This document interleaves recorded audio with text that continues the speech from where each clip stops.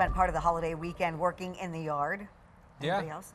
Good. I wasn't out in the yard. I avoid working in the yard whenever possible. But I was outside went to my first Whitecaps game with the family. Good for you. Yeah, on Sunday, so that was nice. We took a walk and did some yard work. I do my yard work on Saturday. Yeah, I figured you'd do some every day, George. I do. I just keep everything looking real nice. I think this has been the best May for my blooming shrubs and flowers. Just outstanding, even though it's been dry, and we're going to continue with that virtually dry weather pattern for much of the next 10 days. 13 weather ball is red, warmer weather ahead. Well, maybe just as warm tomorrow as it is today, but certainly warmer through the weekend. This view sponsored by Countryside Greenhouse of Allendale.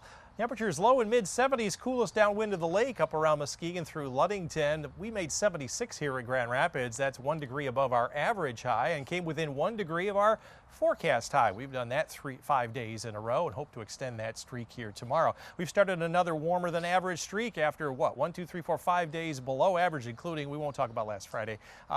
Today, finally made it to average and even warmer here next several days. I've had a few pop-up cumulus clouds in the afternoon. This will be the case here again during the day tomorrow, but what we're tracking are some of these high clouds that will come up from the south. There might be just enough water from those, a little bit of moisture to pop up a shower here tomorrow afternoon, but it is basically going to be dry for the next 10 days or so. The upper level winds still have this little trough coming through, so that's why we have a slightly higher chance for a shower tomorrow, and it's very, very low. And then the jet stream turns more from a west to a south direction. That's really going to bring up the heat, block all of the precipitation coming in from the west coast. We eventually might get some heat or some humidity coming up from the Gulf of Mexico, but it will be a long time before that happens. Let's walk you through the forecast. This is 7 o'clock hour. Watch the high level clouds start to come up from the south. This is at 11 o'clock to I-94. They may get up to I-96 by about 2 a.m. and virtually cloudy skies to start our day tomorrow. A lot of high clouds around the area. We'll see a mixture of some clouds and sun throughout the day. You notice right around noon there are a couple of these little green pop-ups here and there.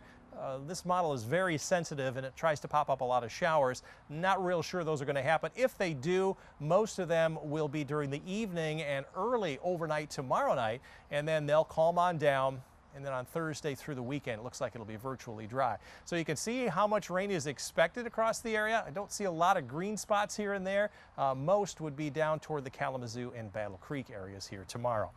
Forecast then for tomorrow, look for mostly sunny skies at the lakeshore. You'll be just as warm, maybe a degree warmer than today, up into the mid-70s. Mid-70s up north, 78 there at Fremont. I put in that isolated pop-up shower. Most, if not all, areas will stay dry. If there are any scattered pop-up showers late in the afternoon, generally to the south and east of Grand Rapids, highs will be in the mid-70s.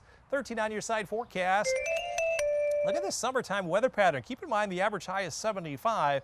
We'll be closest to that tomorrow and then nowhere near close as we get anywhere from about 15 to 17 degrees warmer than average starting next week. There will also be higher humidity levels, a lot of dew points above 60 and maybe even a high as 70 next Thursday, and the highest chances for rain will come the following Wednesday night, Thursday, and Friday.